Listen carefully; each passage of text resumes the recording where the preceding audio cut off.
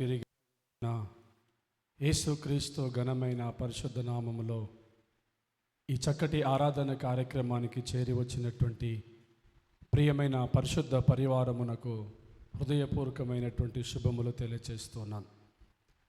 ఈ సమయంలో దేవుడు నన్ను నిలబెట్టుకొని నాతోనూ మనతోనూ మనందరితోనూ మాట్లాడడానికి పరిశుద్ధాత్మ దేవుడు సిద్ధపడి ఉండగా మనందరము మన మనోనేత్రములను తెరవబడినట్లుగా మన హృదయాలు తెరిచి దేవుని వాక్యాన్ని కొద్దిసేపు శ్రద్ధగా ధ్యానించుకుందాం.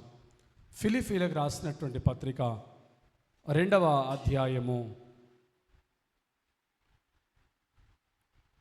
ఫిలిప్పీలకు రాసినటువంటి పత్రిక 2వ అధ్యాయము 5వ వచనము చదువుకుందాం. ఎవరైనా వస్తే తీసి చదవండి. క్రీస్తు యేసునకు కలిగిన ఈ మనస్సు మీరును కలిగి ఉండుడి. చాలండి.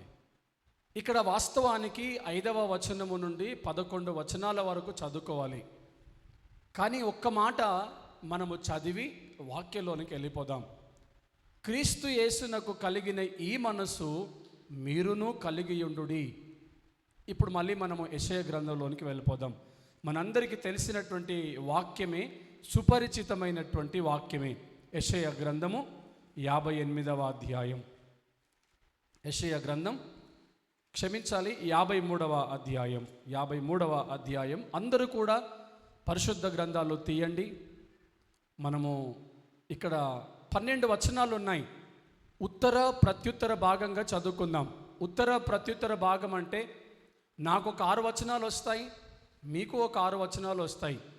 చదువుదాం అందరం కూడా పరిశుద్ధ గ్రంథాలు తీసి. యెషయా గ్రంథం 53వ అధ్యాయం 1 నుంచి 12 వచనాలు ఉత్తర ప్రత్యుత్తర భాగంగా.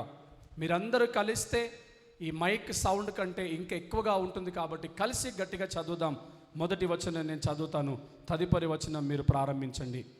మేము తెలియచేసిన సమాచారము ఎవడు నమ్మెను? యెహోవా బాహువు ఎవనికి బయలుపరచబడెను? చదవండి.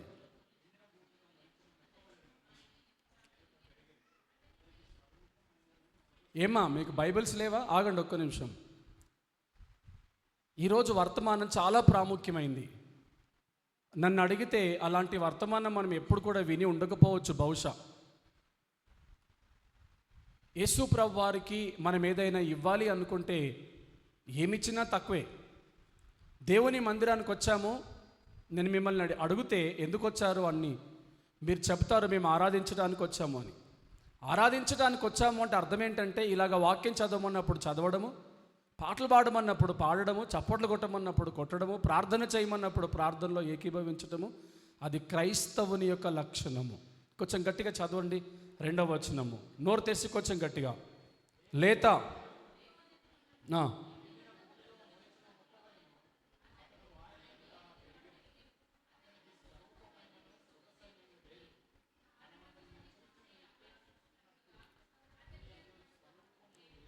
అతడు తృణీకరింపబడిన వాడును ఆయను, మనుష్యుల వలన విసర్జింపబడిన వాడును, వ్యసనాక్రాంతుడుగాను వ్యాధిని అనుభవించిన వాడుగాను మనుషులు చూడనొల్లని వాడుగాను ఉండెను.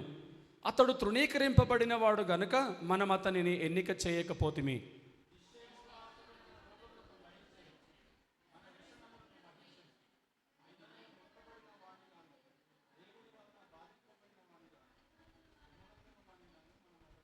మన అతిక్రమ క్రియలను బట్టి అతడు గాయపరచబడెను, మన దోషములను బట్టి నలుగగొట్టబడెను, మన సమాధానార్థమైన శిక్ష అతని మీద పడెను, అతడు పొందిన దెబ్బల చేత మనకు స్వస్థత కలుగుచున్నది. ఇంకొంచెం గట్టిగా చదవండి.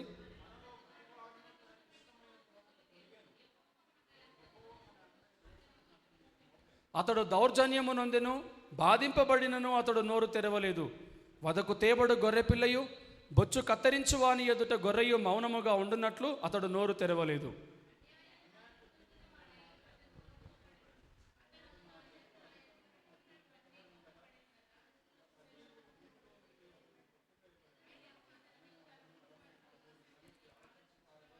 అతడు మరణమైనప్పుడు భక్తిహీనులతో అతనికి సమాధి నియమింపబడెను, ధనవంతుని యొద్ద అతడు ఉంచబడెను. నిశ్చయముగా అతడు అన్యాయం ఏమీ చేయలేదు, అతని నోట ఏ కపటమును లేదు.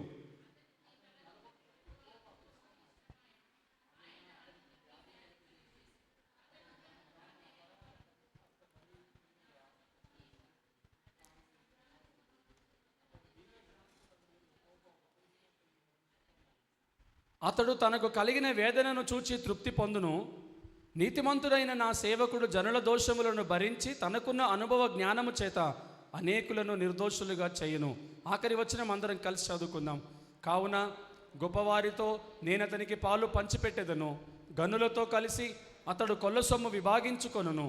ఏలయనగా మరణము నొందునట్లు అతడు తన ప్రాణమును దారపోసెను. అతిక్రమము చేయువారిలో ఎంచబడిన వాడాయను. అనేకుల పాపమును భరించుచు తిరుగుబాటు చేసిన వారిని గూర్చి విజ్ఞాపన చేసెను. చిన్న ప్రార్థన చేసుకుందాం. ప్రేమ కలిగిన మా ప్రియ పరలోకపు తండ్రి, ఈ సమయంలో మీ స్వరము మాకు వినబడుచు ఉండగా మీ ముఖకాంతిని చూస్తూ అందులోని మా రహస్య పాపములను కడిగి వేసుకొనుచు మమ్ములను మేము రిక్తులుగా చేసుకుంటూ, ఇదిగో మీరు ఈ లోకములో జీవించిన రీతిని బట్టి మీకు కలిగి ఉన్న ఆ మనస్సును మేము కూడా కలిగి ఉండినట్లుగా ఈ సమయంలో మీరు మమ్మల్ని ప్రతిష్ఠించి అభిషేకించి వాక్యము ద్వారా సిద్ధపరిచి బలపరచుమని యేసుక్రీస్తు నామమున ప్రార్థిస్తున్నాము తండ్రి, ఆమేన్. ప్రియ సహోదరి సహోదరులారా, కొద్దిసేపు దేవుని వాక్యాన్ని క్లుప్తంగా అర్థం చేసుకోవడానికి ప్రయత్నం చేద్దాం. యేసుక్రీస్తు ప్రభువారు ఈ లోకానికి ఎందుకు వచ్చాడో మనందరికీ తెలుసు. ఎలా వచ్చాడో కూడా మనందరికీ తెలుసు. సర్వసాధారణంగా ఈ డ్రామా యేసుక్రీస్తు ప్రభువారు ఎలా పుట్టాడు అనేది ఈ మధ్య పశువుల పాకను తయారు చేసి అందులో ఒక చిన్న బొమ్మ, ఒక ఇమేజ్ని అందులో పెట్టేసి దేవుని యొక్క జనన వృత్తాంతమును కూడా చూపిస్తూ ఉన్నారు. ఇంకా మరి ఈ రోజుల్లో అయితే ఈ కొన్ని సంఘాల్లో యేసుక్రీస్తు ప్రభువారు ఎలా చనిపోయాడు అనేది కూడా ఒక నాటక రూపంలో చూపిస్తూ ఉన్నారు. దీనంతా కూడా మనం అవగాహన చేసుకున్నట్లయితే, అర్థం చేసుకున్నట్లయితే, ఆలోచించినట్లయితే ఆయన జననం ఎలా ఉన్నది, ఆయన మరణము ఎలా ఉన్నది అనేది మనకు తెలియటానికి, మన వాక్యం చదువుతున్నప్పుడు, మన వాక్యంలో నిమగ్నమైపోయినప్పుడు యేసు ప్రభువారు ఎలా జన్మించాడు ఈ లోకంలో, ఎలా ఆయన మరణించాడు అనేది మనకు చాలా వివరముగా అర్థమవుతుంది ప్రియులారా. అయితే ఈరోజు ఒక ప్రాముఖ్యమైనటువంటి విషయాన్ని మనము నేర్చుకునై ఉన్నాం. ఒక మాట, సిలువ అంటే ఈరోజు మనకు చాలా ఈజీ అయిపోయింది ఆ మాట, ఆ పదము కూడా చాలా ఈజీ అయిపోయింది. సిలువ అంటే ఏంటి? చాలామంది సిలువ అనగానే అదొక మతానికి ఒక సింబల్గా చూపిస్తున్నారు. ఒక మతానికి ఒక కేంద్రీకృతమైనటువంటి ఒక సింబల్, ఒక లోగో లాగా చూపిస్తున్నారు. మన క్రైస్తవుల్లో కూడా చాలామంది సిలువ అంటే ఎంతో ఇష్టంగా ప్రేమగా ధరించుకుంటూ ఉన్నారు. సిలువ అంటే ఈ రోజుల్లో ఆడవాళ్ళు మంగళసూత్రంలో కానీ, అబ్బాయిలు చైన్లో కానీ, లేదా ఎక్కడ పడితే అక్కడ మెడలో, చేతికి, లేదా నుదుటికి, లేకపోతే బైబిల్స్కి, లేకపోతే ఇంకెక్కడైనా వాడుతున్నటువంటి సిలువ ఈ సిలువ కాదండి. నిజానికి ఆ సిలువ యొక్క విలువను మనము తెలుసుకోవడానికి ప్రయత్నించాలి. పరిశుద్ధ గ్రంథంలో ఒక మాట రాయబడింది, సిలువను గూర్చిన వార్త నశించుచున్న వారికి వెర్రితనమేమో కానీ రక్షింపబడుతున్న మనకు, చెప్పండి పూర్తిగా దాన్ని, దేవుని యొక్క శక్తి అయి ఉన్నది అంటాడు. ఎవరైతే నశించిపోతున్నారో వారికి వెర్రితనంగా కనబడుతుంది. ఏంటి? యేసు ప్రభువారు ఆ సిలువలో ఉండి తనను తాను రక్షించుకోలేకపోయాడు. తన కుడి ప్రక్కన ఎడమ ప్రక్కన ఉన్న ఇద్దరిని కూడా రక్షించలేకపోయాడు. ఆయన ఏంది లోకాన్ని రక్షించేది, ఆయన ఏంది పాపులను రక్షించేది అని ఆలోచన చేసేవాళ్ళు కూడా, హేళన చేసేవాళ్ళు కూడా చాలామంది ఉంటారు ప్రియులారా. కానీ సిలువ నశించిపోతున్న వారికి వెరితనమేమో, కానీ రక్షింపబడుతున్న దేవుని ప్రజలకు అది దేవుని శక్తి అయి ఉన్నది. అది ఈరోజు ఈ కార్యక్రమంలో పాల్గొంటున్న నా ప్రియమైన సహోదరి సహోదరులారా, ఈ వాక్యాన్ని వింటున్న ప్రియ సహోదరి సహోదరులారా, నీ జీవితంలో, నా జీవితంలో అసలు సిలువ అంటే ఏంటి? సిలువను మనం ఎలా చూస్తున్నాం? నిజంగా ఈ రోజున మిషన్ రిపోర్ట్ దగ్గర నుంచి, సబ్బాతుబడి దగ్గర నుంచి ఈ ప్రసంగం వరకు కూడా అద్భుతమైనటువంటి మాటలు మనము వింటూ ఉన్నాం. ఎవరైతే ప్రారంభంలో ముందొచ్చారో దేవుని మందిరానికి వారు చూస్తే, గమనిస్తే మిషన్ రిపోర్ట్ దగ్గర నుంచి కూడా సబ్బాతుబడి పాఠం ఇక్కడి వరకు కూడా ప్రతి మాట ఈరోజు మనకెంతో దీవెనకరంగా దేవుడు వినిపిస్తున్నాడు. విలువ లేకుండా, విలువనివ్వకుండా సిలువను ధరించిన, సిలువను కలిగి ఉన్న ప్రయోజనం ఏమీ లేదు. దానివల్ల వచ్చే ఫలితాలు సత్ఫలితాలు కాదు, కానీ దుష్ఫలితాలు రాబోతున్నాయి. అసలు సిలువ అంటే ఏంటి? యేసు ప్రభు వారు సిలువ వేయబడకంటే ముందు, యేసు ప్రభు వారికి సిలువ వేయకంటే ముందు సిలువను చూసి చాలామంది భయపడేవాళ్ళండి. ఎలా భయపడేవాళ్ళో తెలిసినా, నా చిన్నప్పుడు ఇంటర్మీడియట్ డిగ్రీ చదువుతున్న రోజుల వరకు కూడా నాకు పోస్ట్ మార్టం రూమ్ అంటే చాలా భయం. ఆ రూమ్ దరిదాపులోకి వెళ్ళిపోయినా కూడా నాకు దాదాపుగా ఒక వారం 10 రోజులు, పదుల సంఖ్యల రోజుల్లో నాకు భయం ఉండేది. కొంతమందికి పోస్ట్ మార్టం రూమ్ అంటే భయం, కొంతమందికి ఆపరేషన్ థియేటర్ అంటే భయం, కొంతమందికి పోలీస్ స్టేషన్ అంటే భయం, కొంతమందికి కోర్టులు అంటే భయం, కొంతమందికి కోర్టుల నుంచి వచ్చే సమ్మన్లు అంటే భయం, కొంతమందికి పోలీస్ వాళ్ళని చూడగానే భయం, కొంతమందికి అరెస్ట్ వారెంట్ చూస్తే భయం, కొంతమందికి డాక్టర్ల దగ్గరికి వెళ్ళి బ్లడ్ ఇస్తే భయం, కొంతమందికి అదే బ్లడ్ రిపోర్ట్ రూపంలో, పేపర్ రూపంలో వచ్చినప్పుడు అందులో ఏముంటుందోనన్న భయం. జనాలకు ఎక్కడో ఒక దగ్గర ఏదో ఒక సందర్భంలో భయం అనేది ఆవరిస్తుందండి. 2000 సంవత్సరాల క్రితము భూమి మీద, మరి ముఖ్యంగా యేసు ప్రభువారికి సిలువకేసినటువంటి ఆ ప్రాంతంలో, యెరూషలేము పరిసర ప్రాంతాల్లో సిలువను చూసి భయపడే వాళ్ళు చాలామంది అండి. గజగజగా వణికిపోయేవాళ్ళు. అమ్మో ఈ సిలువ, అమ్మో సిలువ వద్దు, భయపడిపోయేవాళ్ళు. వాళ్ళు సిలువను చూసి భయపడేటటువంటి వారు. నిజమే, ఎందుకో తెలిసినా, ఆ సిలువ అంటే శిక్ష, ఆ సిలువ అంటే భయంకరమైనటువంటి వేదన, భయంకరమైనటువంటి నరకం, భయంకరమైనటువంటి బాధ. సిలువ మరణము అంత సులువైంది కాదండి. మీకు ఒక విషయం చెప్పనా? మొన్న ఆ మధ్య ఎవరైనా సమాధానం పేరు రూపంలో చెప్పాలి. ఒక ఆయన దాదాపు 20-30 సంవత్సరాలుగా కోమాలో ఉన్నాడు, ట్రీట్మెంట్తో ఉన్నాడు, కోమాలో ఉన్నాడు, ట్రీట్మెంట్లో ఉన్నాడు. చావు బ్రతుకుల మధ్య కొట్టుమిట్ట ఆడుతూ ఉంటే, వినండి, కుటుంబము సుప్రీంకోర్టుకు వెళ్ళి ఏం చెప్పిందంటే, మా కొడుకుని చంపేయండి, మా కొడుకుని చంపేయండి, ఈ నరకాన్ని మేము చూడలేకపోతున్నాం, ఎన్నో కోట్ల రూపాయల డబ్బు ఖర్చు పెట్టాం, మా కొడుకు బ్రతకట్లేదు, బ్రతకడు కూడా, వాడు కోమాలో నుంచి బయటికి రావట్లేదు, దయచేసి ఈ పేషెంట్ని చంపేయండి అంటే, వైద్య శాస్త్రం ఏం చెప్తుందంటే, చివరి శ్వాస వరకు ట్రీట్మెంట్ ఇవ్వాలి కానీ చంపకూడదు అని. మీకు తెలుసా ఈ విషయము? సుప్రీంకోర్టు ఆర్డర్ ఇచ్చింది, ఆయనకు ట్రీట్మెంట్ ఆపేసి చంపండి అని. కోమాలో నుంచి బయటికి రాలేనటువంటి పరిస్థితి. తల్లిదండ్రులే ఆ బాధను చూడలేక, చూసి మనసు తట్టుకోలేక వాళ్ళు కోర్టుకి ఆశ్రయించి ఏం చెప్పారంటే, ఈ నరకం వద్దు, మా బాబుని చంపేయండి అని రిక్వెస్ట్ పెట్టుకున్నారండి. సిలువ మరణం అంటే ఏదో యేసు ప్రభు వారికి శుక్రవారం రోజు మధ్యాహ్నము అలాగా సిలువ మీద పడుకోబెట్టేసి, కాళ్ళకు చేతులకి మేకులు కొట్టేసి, తల మీద ముళ్ళ కిరీటం పెట్టేసి, ఆ దినమంతా కూడా ఆ వీధుల్లో ఈడ్చుకొని వెళ్ళిపోయి చివరికి ఆ కొండ మీదకి తీసుకెళ్ళి చంపేశారు. మధ్యాహ్నం ఆయన ప్రాణం విడిచిపెట్టాడు, ఇది ఏదో 5-6 గంటల్లో అయిపోయింది అని మీరు అనుకుంటున్నారు. సిలువ మరణము అంత సులువైంది కాదండి. నేను చెప్పే మాటలు శ్రద్ధగా వినడానికి ప్రయత్నించండి ప్రియులారా. సిలువలో మరణించాలి అనుకుంటే కనీసం ఒక 6 రోజులు పడుతుందండి. సిలువలో ఒక వ్యక్తిని చంపాలి అంటే కనీసం 6 రోజులు పడుతుంది. కాళ్ళకి చేతులకి సిచ్యువేషన్ని బట్టి ట్రీట్మెంట్, శిక్షను బట్టి, ఆ వ్యక్తి చేసిన పాపాలను బట్టి శిక్ష, శిక్షను బట్టి మరణం. కొన్నిసార్లు తాళ్ళతో కట్టేస్తారు చేతుల్ని, కాళ్ళని, కొన్నిసార్లు మేకులు దింపుతారు, కొన్నిసార్లు కొనవిపుడుతో ఉంచేస్తారు. అట్లాగనే ఈ కాళ్ళు చేతులు ఆ సిలువ మీద కట్టేసినప్పుడు 6 రోజులుగా ఆ ప్రాణము ఆకలితో అలమటిస్తూ, కొన ఊపిరితో కొట్టుమిట్టాడుతూ, చావు బ్రతుకుల మధ్య ఏడుస్తూ, బాధను అనుభవిస్తూ, ఆఖరి గడియలోనికి వచ్చినప్పుడు ఏమంటారు దాన్ని, ఆ పక్షులు ఏవైతే ఉన్నాయో, రాబందులు కానీ పక్షులు ఏవైతే ఉన్నాయో, ఆ తల మీద వచ్చి కూర్చొని కళ్ళలో పొడిసేవవి, కళ్ళలో పొడుస్తాయి. మీరు కావాలంటే గూగుల్లో కూడా చూడండి, మీరు కావాలంటే చరిత్రను చదవండి, పురాతన డాక్యుమెంట్స్ మనకు అవైలబుల్గా ఉన్నాయి ఇంటర్నెట్లో, అది చూడండి.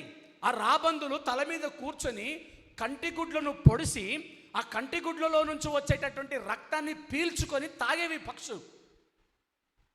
భయంకరమైనటువంటి వేదన అది. మీరు ఎంత చక్కగా ఫ్యాన్ల కింద కూర్చొని వాక్యం వింటున్నారండి. ఎండాకాలం కాదు కానీ ఎంత చక్కగా ఫ్యాన్ల కింద కూర్చొని వాక్యం వింటున్నారు. ఈ వాక్యపు విలువ ఎక్కడి నుంచి వచ్చిందో తెలిసినా అక్కడి నుంచి వచ్చింది ప్రియులారా. ఆ తల మీద కూర్చొని పక్షులు రాబందులు ఇలాంటి ఈ షేప్లో ఉన్నటువంటి నోటితో ఈ కంటిగుడ్లను పొడిసి ఆ లోపల ఉన్నటువంటి ఆ రక్తాన్ని జుర్రుకొని తాగుతూ ఉంటే బ్రతికి ఉన్న మనిషి ప్రాణము విడిచిపెట్టలేక కొట్టుమిట్టాడుతూ అరుస్తూ కేకలేస్తూ ఏడుస్తూ ఏడుస్తూ ఏడుస్తూ చచ్చిపోయేవాడండి. 6 రోజుల తర్వాత కూడా వాడు చనిపోకపోతే కొన్ని సందర్భాల్లో కింద ఉన్న మనుషులు ఆ శిలువ మీద ఉన్న మనిషిని చంపేసేవాళ్ళు. ఇంకా ఎందుకంటే 7వ దినం సబ్బాతు దినం కాబట్టి వాడు చనిపోకపోతే వీళ్ళే చంపేసేవాళ్ళు. కొంతమంది అయితే 3 రోజులకి ప్రాణాన్ని విడిచిపెట్టేవాళ్ళు. గట్టి ప్రాణం అంటారు చూడండి, గట్టి ప్రాణం. అలాంటి వారు 6 రోజులు కూడా బతికేవాళ్ళు. మనం చూస్తాం యేసుప్రభు వారికి సిలువకి వేసినప్పుడు ఈ మోకాళ్ళని బెండ్ చేస్తారు, ఇలాగ బెండ్ చేస్తారు. అంటే పూర్తి బ్యాలెన్స్ కాళ్ళ మీద ఉండొద్దు అని సగం బ్యాలెన్స్ అంతా కూడా ఈ అర్ధ శరీరం మీద ఉండాలి. ఇంకా మిగతా బ్యాలెన్స్ బరువంతా కూడా కాళ్ళ మీద ఉండాలి. నరకం అనుభవించాలి అని పూర్తిగా సిలువ మీద వంచకుండా, పూర్తిగా సిలువ మీద పడుకోబెట్టకుండా ఆ కాళ్ళను వంచేసి సగము నరకం అనుభవించాలనే ఉద్దేశంతో నరక యాతన పెట్టారు యేసు ప్రభు వారిని. అమెరికాలో ఉన్నటువంటి ఒక లాయర్, ఆయన పేరు జాన్ మార్షల్ సంథింగ్ ఏదో ఉంది. ఆ లాయర్ గారు ఏమంటారంటే, ఈ ప్రపంచంలో అత్యంత భయంకరమైన తీర్పు, అన్యాయపు తీర్పు ఏదైనా ఉంది అంటే అది యేసు ప్రభు వారికి ఇచ్చిన తీర్పు అని ఒక డాక్యుమెంట్లో రాశాడు ఆయన. నేను పేరు మర్చిపోయాను ఆయనది.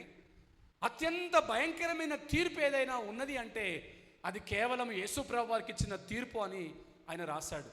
నాకు నిన్న సాయంకాలం పాస్టర్ గారు ఫోన్ చేశారు 7 గంటల ప్రాంతంలో.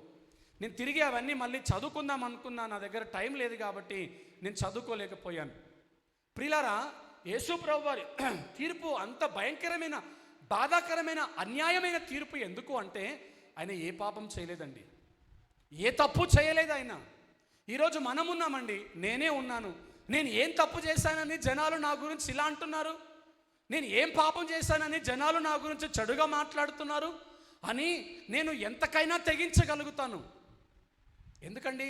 నా గురించి జనాలు ఏదో మాట్లాడుకున్నారని, నా గురించి జనాలు ఏదో అనుకుంటున్నారని, నా మీద నిందలు మోపడానికి ప్రయత్నిస్తున్నారని. కానీ ఈ మానవుడు, ఈ మనిషి రూపంలో వచ్చిన యేసయ్య ఆయన మీద ఎన్నో నిందలు అవమానాలు మోపినా ఆయన నోరు తెరిచి మాట్లాడలేదే.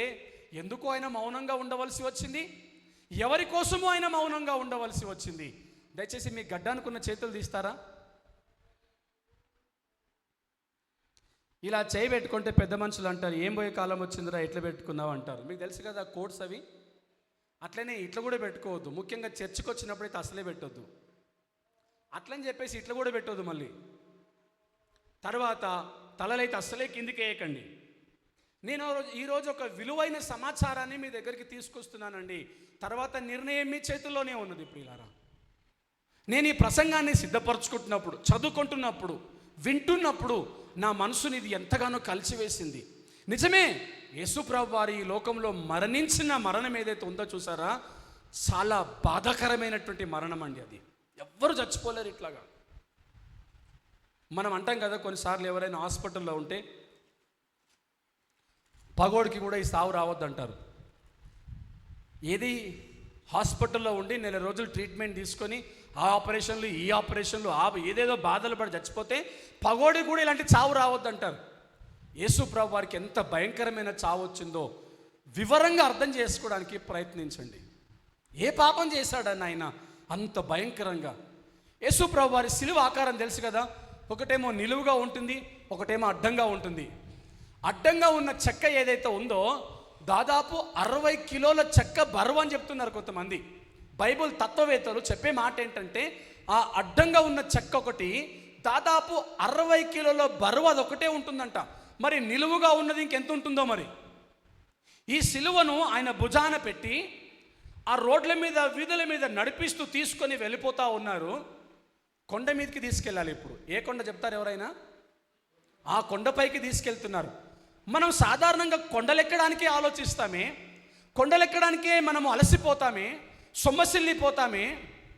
ఈ మహానుభావుడు తనే కొండ ఎక్కడం కాకుండా తనతో పాటుగా అడ్డంగా ఉన్న 60 కిలోల బరువున్న నిలువు ఆ సిలువను, ఆ నిలువు బరువు ఇంకా చెప్పట్లేదు నేను, అడ్డంగా ఉన్న ఆ బరువు 60 కిలోల సిలువ బరువే మోసుకుంటూ అలాగా ఈడ్చుకుంటూ ఆ కొండ మీదకి ఎక్కిపోతున్నాడంటే ఎంత వేదన అనుభవించాడు. 2 ఎడ్ల మీద కాడి పెట్టి వెనకాల అరకబెట్టి ఒక కొరడా తీసుకొని ఆ ఎడ్లను కొడుతూ తోలుతా ఉన్నట్లుగానే యేసుప్రభు వారి మీద ఆ కొయ్య సిలువను పెట్టి ఆ కొరడాలు తీసుకొని, కొరడాకు పేలికలు ఉన్నాయంట. పేలికలు మీకు అందరికీ తెలిసే ఉంటుంది. కొరడాకు పేలికలు అంటే, ఆ కొరడాకున్న పేలికలకు ఏం పెట్టారంటే, మళ్ళీ అసలు వాస్తవానికి కొరడాలతో కొట్టడమే బాధాకరమైంది, కొరడాలతో కొట్టడమే భయంకరమైంది. అలాంటిది కొరడా చివరి భాగంలో ఇలాంటి ఆకారం ఉన్నటువంటి ఇనుప రాడ్లు, ఇలాంటి ఆకారం ఉన్నటువంటి గాజు పెంకలు ఆ కొయ్యకి పెట్టి, ఆ కొరడాకి పెట్టి యేసుప్రభు వారికి కొట్టి, వాళ్ళ పైశాచికం చూడండి, వాళ్ళ శాడిజం చూడండి, వాళ్ళ ఆనందం చూడండి. అలా కొట్టగానే ఈ ఆకారం ఉన్నటువంటి ఆ రాడ్ ఏదైతే ఉందో అక్కడ యేసుప్రభు యొక్క మాంస ముద్దకు పట్టుకుంటుంది. మాంస ముద్దకు పట్టుకుంటే వీళ్ళు ఏం చేస్తారంటే దాన్ని ఇలా రౌండ్గా దింపేసి దాన్ని లాగుతూ ఉంటారు. అట్లాగా లాగినప్పుడు ఆ యేసుప్రభు వారి యొక్క మాంసపు ముద్ద ఎంత బయటికి వచ్చిందో ఒకసారి మీరు ఆలోచన చేయండి. ఇది నేను చెప్తున్న మాట కాదండి, మీరు బైబిల్లో కూడా చూడండి. ఒక ప్రశ్నకు సమాధానం చెప్పండి ఎవరైనా. యేసుప్రభు వారికి కొట్టిన కొరడా దెబ్బలు ఎన్ని చెప్తారా? చెప్పండి, గట్టిగా చెప్పమ్మా, పర్లేదు. 39 కొట్టారు కదా. నేను అడుగుతాను, 40 కొట్టొచ్చు కదా? 39 ఎందుకు కొట్టారు? 30 కొట్టొచ్చు కదా? అటు కాకుండా ఇటు కాకుండా 39 కొట్టడం ఏంటి? వాస్తవానికి మనం గతంలోనికి వెళ్ళిపోతే మన ఇశ్రాయేలీలు ఐగుప్తులో ఉన్నప్పుడు ఎన్ని సంవత్సరాల ప్రయాణం చేశారు వాళ్ళు? 40 సంవత్సరాలు వారికి శ్రమల కాలం. 40 అనే పదం వాళ్ళకు చాలా బాధాకర, శ్రమలతో కూడినటువంటి పదం. అమ్మో వద్దు, ఇది వద్దు మనకి. ఇంకా మనం ఈ దరిదాపులోనికి వెళ్ళకూడదు. ఎక్కడైనా మనకి యాక్సిడెంట్ అయింది అనుకోండి, ఆ రోడ్డు మీద మళ్ళీ మనం వెళ్ళాలంటే భయపడిపోతాం. వద్దు, ఈ రోడ్డుకి వద్దు, మనం వేరే రోడ్డు నుంచి వెళ్ళిపోదాం. 40 వద్దు మనకి, అది మనకు కలిసి రాలేదు, ఆ శ్రమ. ఈయనకు 40 కొరడా దెబ్బలు వద్దు, 39 కొరడా దెబ్బలు కొట్టండి అని 39 సార్లు ఆ కొరడాని యేసుప్రభు వారి మీద జులిపిస్తే ఆ రాడ్లు, ఈ ఆకారంతో ఉన్న రాడ్లు, గాజు ముక్కలు, పెంకలు యేసుప్రభు వారి యొక్క మాంసపు ముద్దలకు తగిలి అవి బయటికి వస్తూ ఉంటే, ఆ ముద్దలు అలా బయటికి వచ్చి రక్తం కారిపోతూ ఉంటే అప్పటికే సగం ప్రాణం పోయింది ఆయనకి. బలవంతంగా తీసుకొని వెళ్ళి అర్ధనగ్నంగా ఆ శిలువ మీద పడుకోబెట్టలేదండి, ఇలా చాలా భయంకరంగా, దరిద్రంగా, దారుణంగా శిలువ మీద తీసెత్తేశారు ఆయనకి, హేళన చేసుకుంటూ. యూదుల రాజంట, ఇప్పుడు వీని ప్రాణం వీడు ఎలా రక్షించుకుంటాడో చూద్దాం అని ఒక్కొక్కడు ఒక్కొక్క రకంగా మాట్లాడుకుంటూ ఆ శిలువ మీద ఎత్తేసి కాళ్ళు చేతులు చాపేసి నరకము చూపించి చంపడానికి ప్రయత్నించారు ప్రియులారా. చివరికి ఆ కొయ్య శిలువ మీద నిలబెట్టి తల మీద పెట్టారు. ఈయనకు యూదుల రాజంట, ఈయన నిన్ను రక్షించుకుంటాడేమో చూద్దామని ఆయనను అలాగా నిలబెట్టిన తర్వాత కింద కూర్చొని ఆయనను చూస్తున్నారు, ఎప్పుడు ప్రాణం పోతుందో అని. యేసు ప్రభు వారు ఈ వేదనంతా అనుభవించి చివరికి ఏమన్నాడంటే, తండ్రి నీ చేతికి నా ప్రాణాన్ని అప్పగించుకుంటున్నాను అని ఆయన ప్రాణాన్ని విడిచిపెట్టినట్లుగా మనం చూస్తున్నాం. ఒక అద్భుతకరమైన విషయం చెప్తాను మీకు. యేసు ప్రభు వారికి సిలువ వేసిన తర్వాత ఈనాటికి కూడా ఇంకెవ్వరికి సిలువకి వేయలేదండి. ఇదొక శుభవార్త. ఎవరు చూసినా ఆ సిలువను చూడగానే భయపడేవారు. యేసు ప్రభు వారి మరణముతో లాస్ట్ అయిపోయింది. తర్వాత ఎవ్వరికి కూడా మళ్ళీ సిలువకేసినట్లుగా చరిత్ర పుటల్లో లేదు. ఆయనకు మాత్రమే సిలువకేశారు. యెషయా గ్రంథం తీయండి ఒకసారి. యెషయా గ్రంథం 9వ అధ్యాయం 6వ వచనం చదవండి ఎవరైనా వస్తే. యెషయా గ్రంథం 9వ అధ్యాయం 6వ వచనం.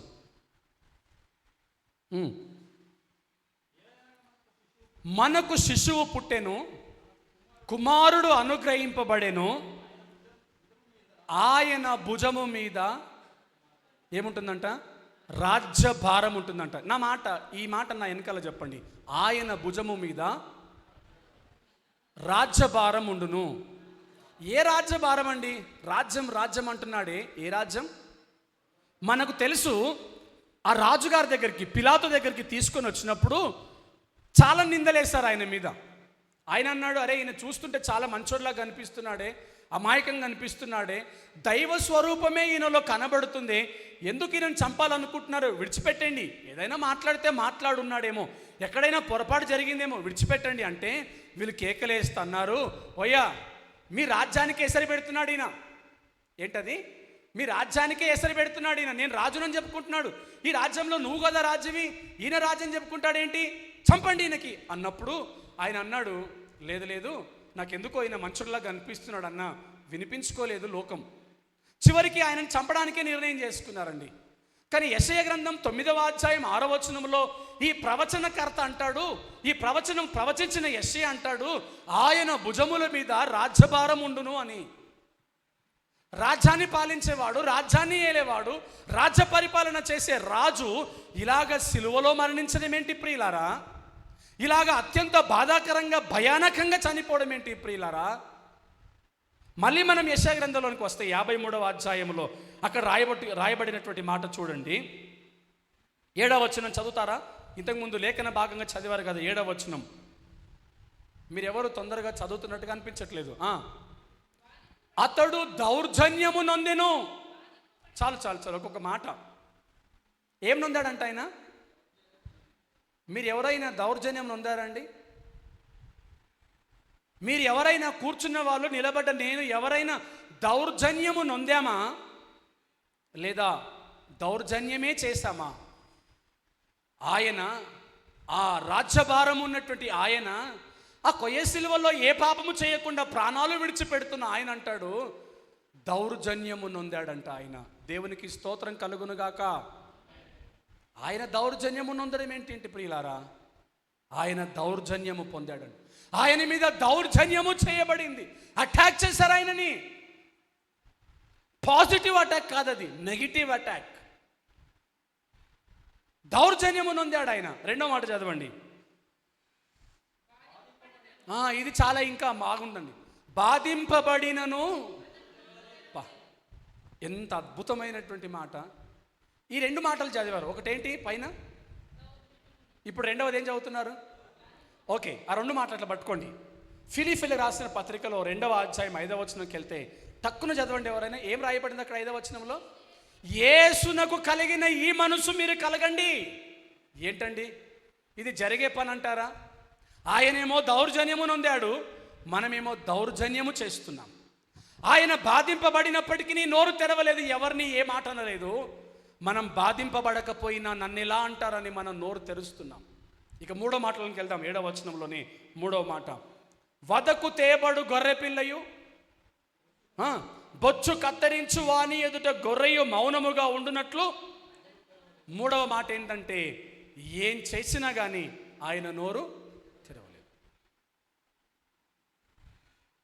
ఈ 3 మాటలు కొంచెం శ్రద్ధగా ఆలోచించండి. ఆయన దౌర్జన్యము నొందాడంట, ఆయన బాధింపబడ్డాడు కానీ నోరు తెరవలేదు. ఆయనను తీసుకొచ్చి ఆ గొర్రె చర్మాన్ని ఎలాగైతే ఒలుస్తారో, మేక చర్మాన్ని ఎలాగైతే ఒలుస్తారో ఆ బట్టలు తీసేసి ఆయన చర్మాన్ని ఒలచడానికి తీసుకొని వెళ్ళిపోతున్నా కానీ ఆయన నోరు తెరిచి ఏ మాటనో మాట్లాడాలి. కొంచెం పైకి వెళ్ళిపోదాం, కొంచెం పైకి. అక్కడే 53వ అధ్యాయము కొంచెం పైకి వెళ్ళిపోదాం. 3వ వచనం చూడండి. అతడు తృణీకరింపబడిన వాడయ్యాడంట. ఛీ, నీ బతుకు ఏంద్రా? తృణీకరించారంట ఆయనని. ఎవరు తృణీకరించారు? అతడు తృణీకరింపబడిన వాడయ్యాడు. చదవండి ముందు మాటలకు వెళ్ళిపోయి. మనుషులు విసర్జించిన వాడయ్యాడంట. నా ప్రియమైన సహోదరి సహోదరులారా, మనుషులే విసర్జించారు ఆయనని. అందరూ తృణీకరించారు ఆయనని. అక్కడ ఒక దొంగను నిలబెట్టారు, యేసు ప్రభు వారిని నిలబెట్టారు. ఈయన అంటాడు, మీకు ఎవడు కావాలో కోరుకోండి అని. మీరే సమాధానం చెప్పాలా. యేసు ప్రభు కావాలని కోరుకున్నారా, దొంగ కావాలని కోరుకున్నారా? ఈ సభ్య సమాజము, ఈ లోకము మంచిని ఎప్పుడు కోరుకోదు ప్రియులారా, చెడునే కోరుకుంటుంది. మంచిని ఎప్పుడు ప్రోత్సహించదు ప్రియులారా, చెడునే ప్రోత్సహిస్తుంది. ఈ సమాజం ఎప్పుడు చెడును పురికొల్పుతుంది, చెడును రెచ్చగొడుతుంది, చెడును చూపిస్తుంది, మంచిని ఎప్పుడు కోరుకోదండి. వేల మంది ప్రజలు ఆ పిలాతు దగ్గరకు వచ్చినప్పుడు, నేను మిమ్మల్ని పస్కా పండగ సందర్భంగా ఈయనను విడుదల చేస్తున్నాను, తీసుకొని వెళ్ళిపోండి అంటే, వద్దు వద్దు. ఏమయ్యా నీకు చెప్తే అర్థం కావట్లేదా? రాజని చెప్పుకుంటున్నాడయ్యా, చంపేయమంటే విడిచిపెడతావేంటి నువ్వు? మళ్ళీ బ్రతికిస్తానంటావేంటి? మళ్ళీ మాకు ఈరోజు పండగ సందర్భంగా ఖైదీని రిలీజ్ చేస్తానంటున్నావేంటి? అట్లాగా ఖైదీని రిలీజ్ చేయాల్సి వస్తే నిజంగా మమ్మల్ని ఖైదీనే రిలీజ్ చేయండి, కానీ ఇలాంటి కరుణామయుని మాకు వద్దయ్యా అని లోకము ఆయనను విసర్జించింది ప్రియులారా. లోకము ఆయనను తృణీకరించింది ప్రియులారా. కొంచెం లోపలికి వెళ్దాం, డెప్త్లోనికి వెళ్దాం, లోతుకు వెళ్దాం. లోకం ఎందుకండి? లోకం ఎందుకు? లోకం వరకు ఎందుకు చెప్పండి? నమ్ముకున్నాడు యేసయ్య, అమ్ముకున్నారు శిష్యులు, పాపుల కొరకే వచ్చాడమ్మ, ప్రాణాలే ఇక తీసారమ్మ. యేసు ప్రభువు వారు నమ్ముకున్న 12 మంది శిష్యుల్లో మొట్టమొదటిసారిగా ఇస్కరియోతు యూద అమ్ముకొని వెళ్ళిపోయాడు. తర్వాత ఒకరొకరు అందరూ ఆయనని విడిచిపెట్టి వెళ్ళిపోయారు. కనీసం నేనేమంటానంటే, ఆ ఇస్కరియోతు యూద పక్కన పెడితే ఇక ఎంతమంది మిగిలారు? 11 మందిలో అందరినీ పక్కన పెడదాం, మనోని తీసుకుందాం. ఎవరు ఆ మనోడు అంటే చెప్పండి మీరు. అమ్మా నువ్వు కరెక్ట్ చెప్తున్నావు, గట్టిగా చెప్పు. పేతురుని తీసుకుందాం. పేతురు ఏమన్నాడు? నీ ప్రాణానికి నా ప్రాణం అడ్డేస్తానయ్యా, నేనుండగా నేను ఎవడయ్యా చంపేదని చెప్పాడు కదా. అంతమందిలో కనీసం పేతురైనా నిలబడి, అయ్యా నా ప్రభుని ఎందుకు చంపాలనుకుంటున్నారు? నా విమోచకుడు, నా రక్షకుడు, నా ఆశ్రయము, నా దుర్గము, నా కోట, నా కేడము, నా సమస్తం ఆయనే, ఆయనకెందుకయ్యా చంపాలనుకుంటున్నారని కనీసం ఆ జనాలలో నుంచి పేతురైనా ముందుకొచ్చి యేసు ప్రభు వారిని ఏమనకండయ్యా అన్నాడా? లోకమంతా కూడా ఏం చేసిందో తెలిసిన? యేసు ప్రభు వారిని తృణీకరించింది. చీ నువ్వు వద్దు మాకని చెప్పిందండి. ఆయన తల కిందికేసి గొర్రెలాగా ఉన్నాడు, అందరిని చూస్తున్నాడు. ఆ సమాజంలో ఉన్న అందరినీ, పేతురుని చూస్తున్నాడు, తర్వాత యోహానును చూస్తున్నాడు, ప్రజలందరినీ చూస్తున్నాడు. కానీ ఏ మాట మాట్లాడలేదు ఆయన. లోకమైతే ఆయనను విసర్జించింది. వద్దు మాకీనా. బా ఈరోజు ఎంత చక్కగా గుడ్ ఫ్రైడేలు చేసుకుంటున్నాం, ఈస్టర్లు చేసుకుంటున్నాం, పండగలు పిండి వంటలు వండుకొని ఎంత శుభ్రంగా పండగలు చేసుకుంటున్నాం. నాకు తెలిసిన కొన్ని కుటుంబాలు ఉన్నాయండి, అవి ఏ పండగలైనా పర్వాలేదు, క్రిస్మస్ అయినా, ఈస్టర్ అయినా, గుడ్ ఫ్రైడే అయినా, ఇంట్లో ఖచ్చితంగా గొడవ అవ్వాల్సిందే. ఇంట్లో గొడవ అవ్వకపోతే పండగ జరగదండి. ఎందుకు గొడవ అవుతుందంటే, ప్రతి పండగకి బట్టలు కొనుక్కోవాలా అని ఆమె, కొనుక్కోకపోతే పండగ ఎలాగవుతుందని ఈయన, వీళ్ళిద్దరి మధ్యలో గొడవలు, పిల్లలేమో ఏం వండుతారని వీళ్ళు. ఈ పండగలో అసలు పండగ పక్కన పెట్టి ఇదే పండగ ఎక్కువైపోయింది. ఇంకొక చాలా ట్రెండింగ్ పండగ ఏంటంటే, పండగ అంటే ఇంటికి శుభ్రమవుతుంది కానీ మానసికంగా శుభ్రం అవ్వట్లేదు, ఒంటికి శుభ్రం అవ్వట్లేదు, ఆధ్యాత్మిక శుభ్రత లేదు. కానీ ఇంటికి మాత్రం 3 నెలలకి 6 నెలలకి శుభ్రం వచ్చేస్తుంది. ఏంటి? ఆయన శిలువ విలువను తెలుసుకోకుండా, ఆయన కార్చిన రుధిరధారలకు లెక్క చెప్పకుండా, ఆయన ఇచ్చిన ప్రాణత్యాగానికి తిరిగి నువ్వు ఏమివ్వకుండా ఎలా నువ్వు స్మరించగలుగుతావో ఆయన శిలువ మరణాన్ని? అలాగని స్మరించకుండా ఉండటం కూడా సమంజసం కాదండి. ఒక్కసారి ఆ ప్రాణత్యాగాన్ని మనము గుర్తుకు తెచ్చుకుందాం. ఆయన కార్చిన ఆ రక్తాన్ని మనం ఒక్కసారి అందుకుందాం. దానితో మన పాపాలు కడిగేసుకుందాం. ఏ మనిషి చేయని త్యాగం యేసు ప్రభువారు మాత్రమే చేశాడు. ఆ చివర్లో అమ్మ వినండి, ఆ చివర్లో ఆ సిలువ మోసుకుంటూ వెళ్ళిపోతూ ఉంటే 2 లేడీస్ కనిపించారు అక్కడ, స్త్రీలు. వాళ్ళు యేసు ప్రభువారిని చూసి ముక్కుకు బట్ట పెట్టుకొని అయ్యో ప్రభు అని ఏడుస్తూ ఉంటే, యేసు ప్రభువారు వారి వైపు చూసి అన్నాడు, నా కోసం మీరు ఏడవకండమ్మా, మీకోసము. ఆ లోతును అర్థం చేసుకోవడానికి ప్రయత్నించండి. నేను చనిపోకపోతే మీకు భవిష్యత్తు లేదు, నేను చనిపోకపోతే మీకు బ్రతుకు లేదు, నేను చనిపోకపోతే ఇదే సిలువ మీద మీరు దొంగతనం చేశారని, మీరు వ్యభిచారం చేశారని, మీరు ఇంకొక పాపం చేశారని ఏదో ఒక పాపాన్ని మీ మీద మోపి, ఏదో ఒక నెపాన్ని మీ మీద మోపి ఇలాగ మిమ్మల్ని చంపేస్తూనే ఉంటారు, ఇలాగ మీ పిల్లల్ని చంపేస్తూనే ఉంటారు. కాబట్టి ఓ అమ్మలారా, నా కోసం మీరు ఏడవద్దు, మీకోసం మీ పిల్లల కోసం ఏడవండి. నేను చెప్తున్నాను, నేను మీకు హామీ ఇస్తున్నాను, ఇక ఎన్నటెన్నటికి ఈ శిలువ మరణము ఈ లోకంలో ఉండదు అని వాగ్దానం చేశాడు ఆయన. అది ఎప్పుడైనా జ్ఞాపకము చేసుకున్నామా? అది ఎప్పుడైనా గుర్తు చేసుకున్నామా ప్రియులారా? యేసు ప్రభు కార్చిన ఆ శిలువ రక్తం ఎంత విలువైందో ఒక్కసారి చూడండి. ఏమండి, ఒక మాట చెప్తాను వినండి. ఈ 9వ అధ్యాయం 6వ వచనంలోకి వస్తే, శిశువు పుట్టెను, కుమారుడు అనుగ్రహింపబడును అని రాశారు కదా. అక్కడ భవిష్యత్తును గూర్చి రాశారు. శిశువు పుడతాడని, కుమారుడు అనుగ్రహింపబడతాడని. పిల్లలు పుట్టినప్పుడు మంచి కొడుకు పుట్టాడు, మంచి కూతురు పుట్టిందని అంటే ఎంత సంతోషపడతారు. ఈ మరియమ్మ దగ్గరికి వెళ్ళి యేసు ప్రభు ఎంత అందంగా ఉన్నాడు, ఎంత సుందరంగా ఉన్నాడు, ఈయన చాలా మంచి పుట్టుక పుట్టాడు, ఈయన పుట్టగానే ఆకాశంలో నక్షత్రమే ఉద్భవించింది అని చెప్తే మరియమ్మ ఇలా అంటది. వినండి జాగ్రత్తగా. మరియమ్మ ఇలా అంటది, ఏం పుట్టుకయ్యా నా కొడుకు పుట్టుక, నాకు పుట్టలేదు అనుకున్నాను, నా వాడు కాదు అనుకున్నాను, నరవతారిగా నరరూపంలో వచ్చాడు అనుకున్నాను, కానీ ఈయన నరులను పరలోకం తీసుకుని వెళ్ళే నాదుడయ్యాడు. ఈయన పుట్టి లోకాన్ని సంపాదించడానికి పుట్టలేదు, ఈయన లోకాన్ని ఏలటానికి పుట్టలేదు, ఈయన పుట్టి చావటానికి పుట్టాడు. మీరు అనొచ్చు, ఎవడైనా చచ్చిపోవాల్సిందే కదా, పుట్టినవాడు గిట్టక తప్పదా అని రాయబడింది కదా, లేఖన ఒక సూత్రం ఉన్నది కదా మనకి. మరి ఎవడైనా చావాల్సిందే, ఈయన చావడంలో విశేషం ఏముంది అంటే ప్రియులారా, నడి యవ్వన వయసులో, చెప్పండి ఎవరైనా ఎన్ని సంవత్సరాల చనిపోయాడు ఆయన? అంటే నాకంటే చిన్నోడే. నేను చచ్చిపోతే మీరు అందరూ అంటారు, అబ్బో ఇంత చిన్న వయసులో చచ్చిపోయాడు అని. నాకంటే చిన్న వయసులో చచ్చిపోయాడు యేసు ప్రభు వారు. వాళ్ళ అమ్మ అంటది, చావడానికి పుట్టాడైనా, ఏం బతుకుయినది, ఏం పుట్టుకైనది అని. ఆయన లోకాన్ని ఏలటానికి, పేరు సంపాదించడానికి, ప్రఖ్యాతలు సంపాదించడానికి, ఘనత సంపాదించడానికి పుట్టలేదు. పుట్టక ముందే ఆయన గురించి రాయబడింది, నువ్వు చావడానికి పుడతావని. యెషయా ప్రవచించిన ప్రవచనంలో ఎక్కడ మత్తయి సువార్త, ఎక్కడ యెషయా గ్రంథం? యెషయా ఎప్పుడో ప్రవచించాడు, ఆయన పుట్టేది చచ్చిపోవడానికి. ఆయనను జనాలు తూ అంటారు, చీ అంటారు, విసర్జించబడతాడు, తృణీకరింపబడతాడు. ఈయన బ్రతుకే దౌర్భాగ్యమైనటువంటి బ్రతుకు, ఆయన మీద దౌర్జన్యం చేస్తారని యెషయా ప్రవచించాడు. ఆ ప్రవచనం అక్షరాల నెరవేరింది ప్రియులారా. ఒక్కసారి ఆలోచించుదామా? తండ్రికి తగ్గ కుమారులు, తండ్రికి తగ్గ తనయులు మనకు బైబిల్లో కనబడతారండి.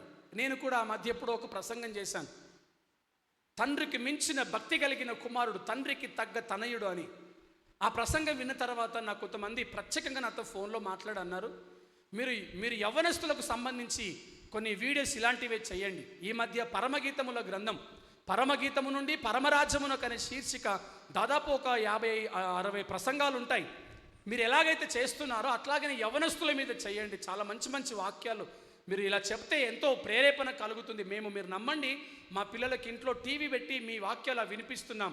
తండ్రికి తగ్గ కుమారుడు అంటే అబ్రహాముకు మించిన భక్తి ఇస్సాకు చేశాడని మీరు చెబుతూ ఉంటే మాకు ఆశ్చర్యం అనిపించింది. అది మీ మాట కాదు, బైబిల్ మాట. చాలా అద్భుతంగా వివరించారని కదా. తండ్రికి తగ్గట్టుగా కుమారులు ఉండాలి అంటే మళ్ళీ మీరు ఫిలిప్పీలకు రాసిన పత్రికల్లోకి వెళ్ళండి, 2వ అధ్యాయం 5వ వచనం చదవండి. క్రీస్తు యేసునకు కలిగిన ఈ మనసు, మరి ఏ మనసు మనం కలిగి ఉంటున్నాం? దౌర్జన్యము మన మీద చేయబడుతూ ఉంటే, మనము బాధింపబడుతూ ఉంటే, జనాలు మనల్ని విసర్జించేస్తే, జనాలు మనల్ని తృణీకరించేస్తే, మన మీద నిందలు అవమానాలు వేస్తే మనం ఎలాంటి స్పందన మనము చూపిస్తున్నాం? మన తండ్రి, మన పరలోకపు తండ్రి నోరు తెరవలేదంట. యెషయా గ్రంథం 53వ అధ్యాయం 7వ వచనంలో రాయబడింది, నోరు తెరవలేదాయన. మరి నీ మీద దౌర్జన్యము జరిగినప్పుడు నువ్వు ఎలా నోరు తెరుస్తున్నావు? నీకు బాధ కలిగినప్పుడు నీవు ఎలా నోరు తెరుస్తున్నావు? జనాలు, లోకము నిన్ను విసర్జించినప్పుడు, నిన్ను తృణీకరించిన వాడిగా చూసినప్పుడు ఆ తండ్రికి కలిగిన మనసు కలిగి ఉంటున్నావా? నేను ముగింపులోనికి వచ్చేస్తున్నాను ప్రియులారా. యేసుప్రభు వారు ఎన్ని రోజులు ఫాస్టింగ్ ఉన్నారండి? అసలు భూమి మీద మనిషి అనేవాడు ఎవరైనా యేసుప్రభు వారు లాగా 40 రోజులు ఉండగలుగుతున్నారా? కానీ బయట పబ్లిసిటీ ఏమైపోయిందండి? Fasting prayers. ఇది మన ఆధ్యాత్మిక జీవితానికి మనం ఒక్కసారి ఇంప్లిమెంట్ చేసుకుందాం. పోయిన ఆల్ నైట్ ప్రేయర్, పోయిన ఫాస్టింగ్ ప్రేయర్, పోయిన సెకండ్ సాటర్డే నేను మిమ్మల్ని అవమానపరుస్తున్నానో కించపరుస్తున్నానో మీరు అపార్థం చేసుకుంటే నన్ను క్షమించండి. మీ ఆధ్యాత్మిక జీవితాన్ని మెరుగుపరచడానికి దేవుని సేవకునిగా మాట్లాడుతున్నాను ప్రియులారా. ఇక్కడ ఫాస్టింగ్ ప్రేయర్ జరుగుతుంది అంటే ఎంతమంది కనీసం ఒక 2 పూటలు కడుపు మార్చుకొని ప్రభు సన్నిధిలో విజ్ఞాపన చేయటానికి, ఒక పెద్ద దగ్గర నుంచి చిన్న వరకు కూడా ఎంతమంది సమర్పించుకొని ఆ రోజు భయభక్తులతో దేవుని మందిరానికి వస్తున్నారు? ఏం లెక్క చెప్తావు నువ్వు రేపు ప్రొద్దున దేవుడి దగ్గర? నేను ఆ మధ్య ఎప్పుడో ప్రసంగం చేసింది నాకు బాగా గుర్తుంది. యోవేలు గ్రంథంలో రాయబడింది కదా, బూర వినిపించినప్పుడు అందరూ అలర్ట్ అయ్యారంట. ఉపవాస వ్రత దినము ప్రకటించినప్పుడు అందరూ అలర్ట్ అయ్యారంట. నినివే పట్టణంలో కూడా ఉపవాస దినము చాటించబడినప్పుడు, బూర ఊదినప్పుడు అందరూ బూర శబ్దానికి భయపడ్డారంట. వచ్చే వారం ఫాస్టింగ్ ప్రేయర్ ఉందని, వచ్చే వారము ఉపవాసము చేయాలి అని నీ చెవున పడ్డప్పుడు నీ మనసు భయపడిందా? వద్దు, నీ చెవిన పడినప్పుడు నీ మనసు భయపడిందా? నీ హృదయము భయముకి వెళ్ళిపోయిందా? నేను ఒక పూట కడుపు మార్చుకుంటే నా ప్రభువే కొయ్య సిలువలో కలవరిలో నా ప్రాణాన్ని ఆయన అప్పగించుకున్నాడే, నేను ఎందుకు ఒక పూట ఉపవాసం ఉండకూడదు? నా సంఘము కొరకు, నా కుటుంబం కొరకు, నా ఆధ్యాత్మిక జీవితము కొరకు, ఈ లోకంలో సువార్త పరిచర్య కొరకు నేను ఎందుకు కడుపు మార్చుకోకూడదు అని నీ చెవిన పడ్డప్పుడు నీ మనసు భయపడిందా? ఇంతకుముందు మిషన్ రిపోర్ట్లో సబ్బాతుబడిలో విన్నాం కదా, ఉమేష్ ఆ మాట చెప్పాడు. నీ హృదయాన్ని దేవుడికి ఇస్తే ఎవరైనా మంచిది ఇస్తారు. మనం చెడిపోయింది దేవుడికి ఇస్తే దేవుడు మనకు మంచిది ఇస్తాడంట. చెడిపోయిన మన జీవితాన్ని దేవుడి చేతుల్లో పెడితే ఇన్ రిటర్న్ గిఫ్ట్గా ఆయన మనకు మంచి బహుమతి ఇస్తాడంట. నిన్ను అడుగుతుంది కూడా మంచిది అడగట్లేదు ఆయన. బైబిల్లో రాయబడిన మాటని నేను చదువుతాను, మీరు పూర్తి చేయండి. విరిగి నలిగిన హృదయాన్ని అడిగాడు ఆయన. బంగారం హృదయం అడగలేదు, సంతోషించే హృదయం అడగలేదు, ఆనందముగా ఉన్న హృదయం అడగలేదు ఆయన. విరిగి నలిగిన హృదయాన్ని అడిగాడు ఆయన. ఆయన అడుగుతున్నది, ఆయన ఆశిస్తున్నది పాడైపోయిన దాన్ని కోరుకుంటున్నాడు ఆయన. నువ్వు పాడైపోయిన జీవితాన్ని ఆయన చేతుల్లో పెడితే ఆయన నీకు మంచి జీవితాన్ని ఇస్తాడంట. దేవునికి స్తోత్రం కలుగును గాక. ప్రియులారా, ఇప్పుడు ఇంతకుముందు యవనస్తుడు చెప్పాడు, వచ్చే వారం ఫాస్టింగ్ ఉందండి, వచ్చే వారం ఆల్ నైట్ ఉందండి అని. మీరు ఎప్పుడైనా మనసులో ఓహో వచ్చే వారం సెకండ్ సాటర్డే కదా, నేను ఫాస్టింగ్ ఉండాలి ఆ రోజు, అసలు నా బ్రతుకులో ఎప్పుడైనా నేను ఫాస్టింగ్ ఉన్నానా? పోనీ దేవుని మందిరానికి వెళ్ళి ఎప్పుడైనా నేను ప్రార్థనలో కొద్దిసేపు ఏకీభవించగలిగానా? పోనీ నా కడుపు మార్చుకున్నానా అని ప్రశ్నించుకుంటున్నారా ప్రియులారా? దైవ భయం ఉండాలండి. యేసు ప్రభు వారు అంత త్యాగం చేస్తే నువ్వు ఫాస్టింగ్లో ఏకీభవించలేకపోతున్నావంటే ఇది ఎంతటి దౌర్భాగ్యమో కదా. యేసు ప్రభు వారు ప్రాణం అర్పించే ముందు మీకు తెలుసు కదా ఈ సంఘటన. శిష్యులకు అన్నాడు, మీరు ఇక్కడే ఉండండి, నేను కొంచెం దూరం వెళ్ళి ప్రార్థన చేసుకొస్తానని. ఒక కొండ దగ్గరికి వెళ్ళి ఆ కొండ మీద ఇట్లా చేతులు పెట్టి మోకరించి ప్రార్థన చేస్తూ ఉంటే రక్తం వచ్చిందా, చెమట వచ్చిందా? మీరే చెప్పండి. చెమటలాగా రక్త బిందువులు వచ్చినాయంట. చెమటలాగా రక్తపు బిందువులు వచ్చినాయంట. నేను వాక్యం చెప్తున్నాను కదా, నాకు చెమట వస్తుందండి, నాకు చెమట వస్తుంది, నాకు అర్థమైపోతుంది. చెమట ఎప్పుడు వస్తుందో చెప్పండి? ఎండాకాలంలో వస్తుందా, వర్షాకాలంలో వస్తుందా, చలికాలంలో వస్తుందా? ఏమా? ఎండాకాలంలో చెమట వస్తుంది కదా. వర్షాకాలంలో చలికాలంలో చెమట వస్తే వానికి పిచ్చోడు, వీని ఆరోగ్యం బాగలేదు అంటారు. ఎండాకాలంలో వస్తే ఎండకు చెమట వస్తుంది అంటారు కదా. అద్భుతమైన ఒక మాట చెప్తాను వినండి. బీపీ 200 దాటితే ఏమవుతుందో చెప్పండి? చెప్పాలి మీరు. బీపీ 200 దాటితే ఏమవుతుందో చెప్పండి? ప్రాణమైనా పోతుంది, చెమటలైనా వస్తాయి. ఇంకా ఏమవుతుందో తెలిసిన అండి, 200, 250, 270, 300 దాకా వెళ్ళిపోతే ఏమవుతుందంటే లోపల నుంచి రక్తము చెమటలాగా బయటకు వస్తుంది. ఆ టెన్షన్ గుండె తట్టుకోక ఆ స్పీడ్కి రక్తము చెమట రూపంలో బయటకు వస్తుందంట. యేసు ప్రభు వారు అక్కడికి వెళ్ళి ఏం ప్రార్థన చేశాడు? ఒక్క మాట చెప్పండి, ఆ ప్రార్థన సూత్రం ఏందో. ఎంత మంచి ఆత్మీయులు ఉన్నారో మన మందిరంలో, ఎంత మంచి వాక్యపు జ్ఞానం కలిగిన వాళ్ళు ఉన్నారో మన మందిరంలో. అక్క చెప్తున్నారు అక్కడ, నీ చిత్తమైతే ఈ గిన్నెను నా యొద్ద నుంచి. ఏంటా గిన్నె?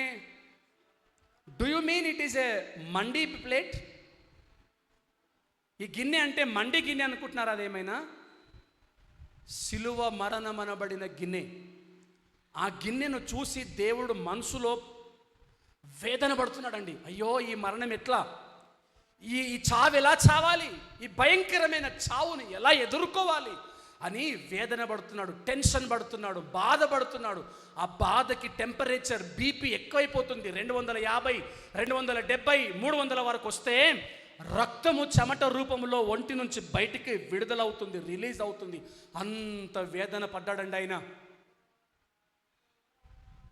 మనం ఫాస్టింగ్లో ఎలా వేదన పడుతున్నాం? అసలు ఫాస్టింగ్ అంటే పట్టింపు ఏమైనా ఉందా? నా ప్రియమైన సంఘస్థులారా, నేను మిమ్మల్ని బాధ పెట్టడానికి మాట చెప్పట్లేదు. ఇప్పుడైనా మీరు ఫాస్టింగ్లో ఉండాలని మిమ్మల్ని పురికొల్పడానికి మాట చెప్తున్నాను. ఫాస్టింగ్ చేసిన వాళ్ళే భక్తులా, లేని వాళ్ళు కాదా అంటే నేను దాని గురించి సమాధానం చెప్పట్లేదు. మన ఆధ్యాత్మిక జీవితానికి, సంఘ క్షేమాభివృద్ధి కొరకై ఉపవాస ప్రార్థన ఎంత ప్రాముఖ్యమైందో మీలో తెలిసిన వారు అనేకులు ఇక్కడ ఉన్నారు. దానికి ఏ స్థాయిలోనే విలువిస్తున్నావు? యేసు ప్రభువు కార్చిన ఆ రక్తం, ఆయన చేసిన ప్రాణత్యాగం విలువ ఈరోజు మనం ఎంత ఇచ్చేది? సిలువ విలువ మనం ఈరోజు తెలుసుకోవడానికి ప్రయత్నించాలి. ఇన్ రిటర్న్ నువ్వు ఆయనకి ఏ గిఫ్ట్ ఇవ్వాలనుకుంటున్నావు? ఈ సందర్భంగా ఆయన సిలువ మరణాన్ని గుర్తు చేసుకొని ఇన్ రిటర్న్ ఆయనకు నువ్వు ఏం బహుమానం ఇవ్వాలనుకుంటున్నావు? సుమ ప్రియ సహోదరులారా, నీ బహుమానం విలువైనది ఆయన ఆశించట్లేదు. నీకు బంగారం ఇష్టమేమో, అది అడగట్లేదు ఆయన. నీకు ఉద్యోగం ఇష్టమేమో, అది అడగట్లేదు ఆయన. నీ ప్రాణం ఇష్టమేమో, అది అడగట్లేదు ఆయన. నీ కుమారుడు ఇష్టమేమో, అది అడగట్లేదు ఆయన. మీరు చెప్పండి, ఏం అడుగుతున్నాడు ఆయన? చెడిపోయిన నీ జీవితం, పాడైపోయిన నీ బ్రతుకు, విరిగి నలిగిన నీ హృదయం ఆయన అడుగుతున్నాడు. అది ఇవ్వడానికి నువ్వు సిద్ధమైతే ప్రార్థనలో ఏకీభవించండి, కలిసి ప్రార్థన చేసుకుందాం. అలాగనే మీరు మోకరించగలిగితే మోకరించండి. ప్రభువా, విలువైన నీ సిలువ త్యాగాన్ని నేను ఏ విధంగా స్మరించుకోగలనయ్యా? నిన్ను నేను ఏ రకంగా కీర్తించి కొనియాడి కృతజ్ఞతలు చెల్లించగలనయ్యా? అలాగనే వాక్యం విన్న నా ప్రియ సహోదరి సహోదరులారా, దయచేసి ప్రార్థనలో ఏకీభవించండి. ఇప్పటి వరకు ప్రభు మనతో మాట్లాడాడు, ఇప్పుడు మనం ప్రభుతో మాట్లాడదాం.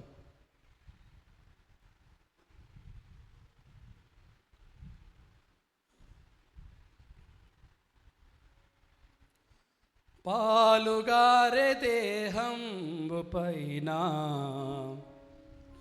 పాపాత్ముల కొరడాలెన్నో, పాలుగారే దేహంబు పైన పాపాత్ముల కొరడాలెన్నో, నాట్యమాడినాయి నడివీధిలో నిలిపాయి, నాట్యమాడినాయి నడివీధిలో నిలిపాయి, నోరు తెరువలేదాయి ప్రేమ, బదులు పలుకలేదాయే ప్రేమ, నోరు తెరువలేదాయే ప్రేమ, బదులు పలుకలేదాయే ప్రేమ. ఇది ఎవరి కోసమో, ఈ జగతి కోసమే, ఈ జనుల కోసమే సిలువలో సాగింది యాత్ర, కరుణామయుని దయగల పాత్ర. వెనుక నుండి తన్నింది ఒకరు, తన ముందు నిలిచి నవ్వింది మరి ఒకరు. వెనుక నుంచి తన్నింది ఒకరు, తన ముందు నిలిచి నవ్వింది మరి ఒకరు. గేలి చేసినారు, పరిహాసమాడినారు, గేలి చేసినారు, పరిహాసమాడినారు. నోరు తెరువలేదాయి ప్రేమ, బదులు పలుకలేదాయి ప్రేమ. నోరు తెరువలేదాయి ప్రేమ, బదులు పలుకలేదాయి ప్రేమ. ఇది ఎవరి కోసమో,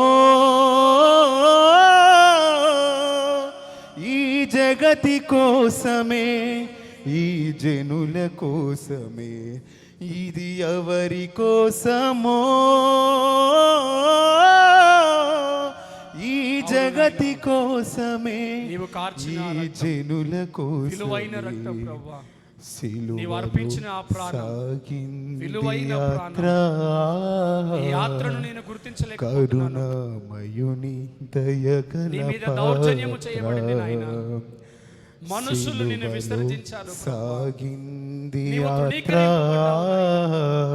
చివరికి నీ వారే నిన్ను విడిచిపెట్టి వెళ్ళిపోయారు దయగల కానీ నీవు నోరు తెరవలేదయ్యా. చల్లుమని కొట్టింది ఒకరు, తన మోము పైన ఉమ్మింది మరి ఒకరు.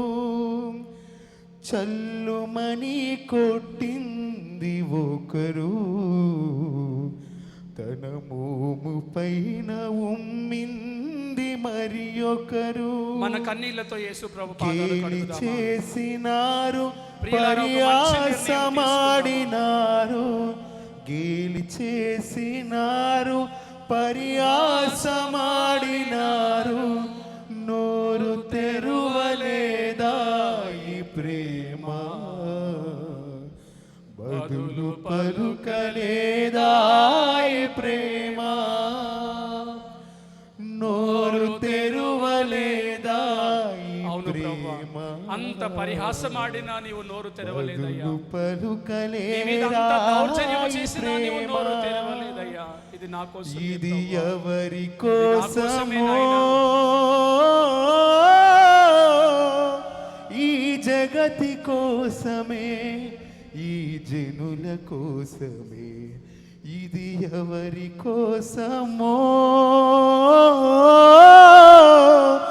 ఈ జగతి కోసమే, ఈ జనుల కోసమే.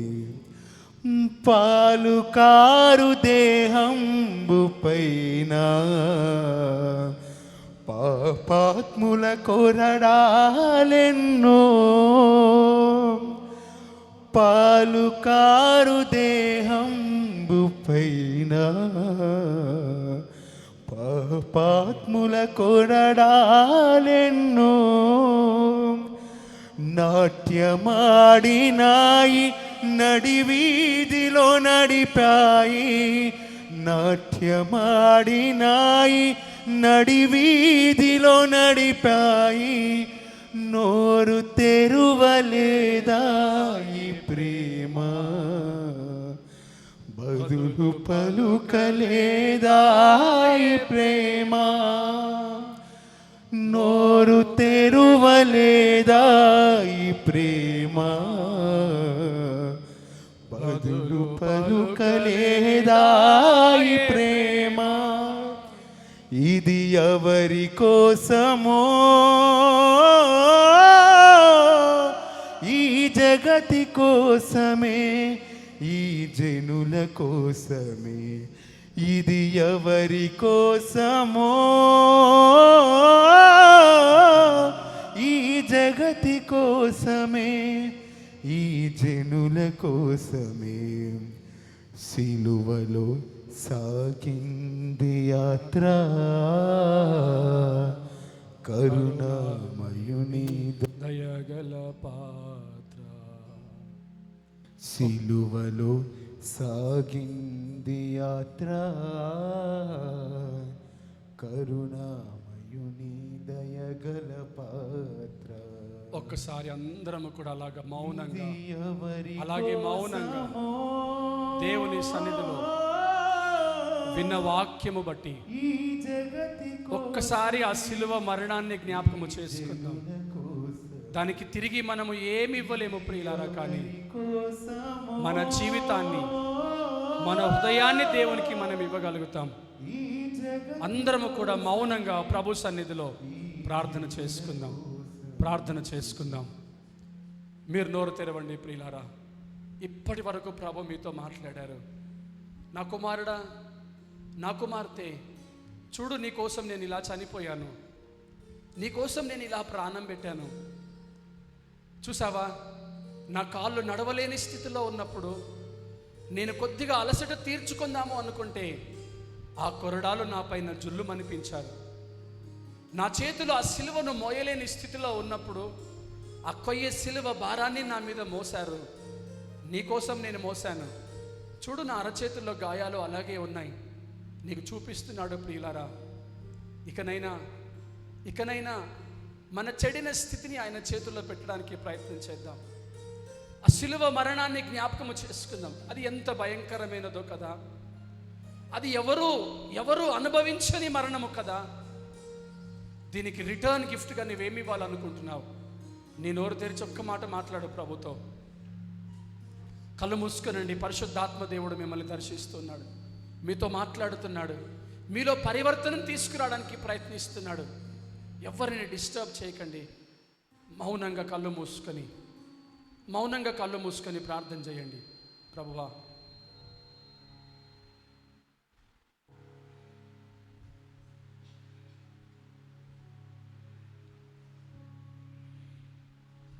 ఈ వాక్యం విన్న ప్రియులారా, ఎవ్వరు మౌనంగా ఉండొద్దు. ఒక్క మాట చాలు. నువ్వే విధంగా దేవుడికి ఆ రిటర్న్ గిఫ్ట్ ఇవ్వాలనుకుంటున్నావు, ఒక్క క్షణం నీ స్వరాన్ని వినిపించు ఆయనకి. నీ హృదయాన్ని చూపించు ఆయనకి. నువ్వు మాట్లాడు ప్రభుతో. విననేరక ఉండునట్లు ఆయన చెవులు మందము కాలేదు ప్రియులారా.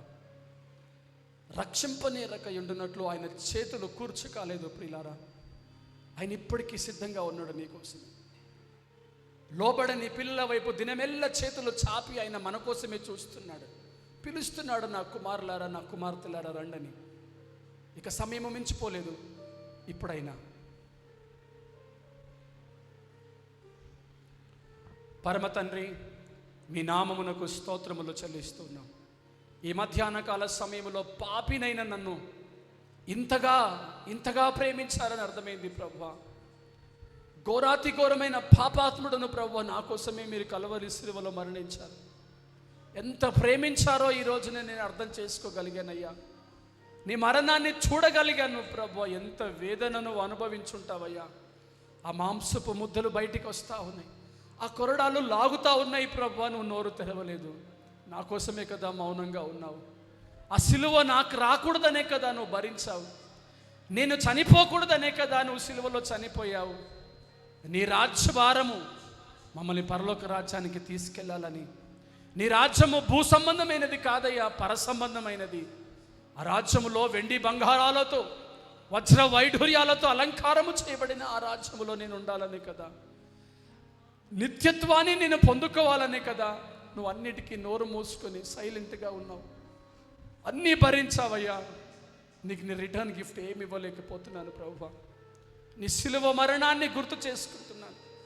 వచ్చే వారం అయితే ఆ బల్లాలో చేయి వేయబోతున్నాను ప్రభువా.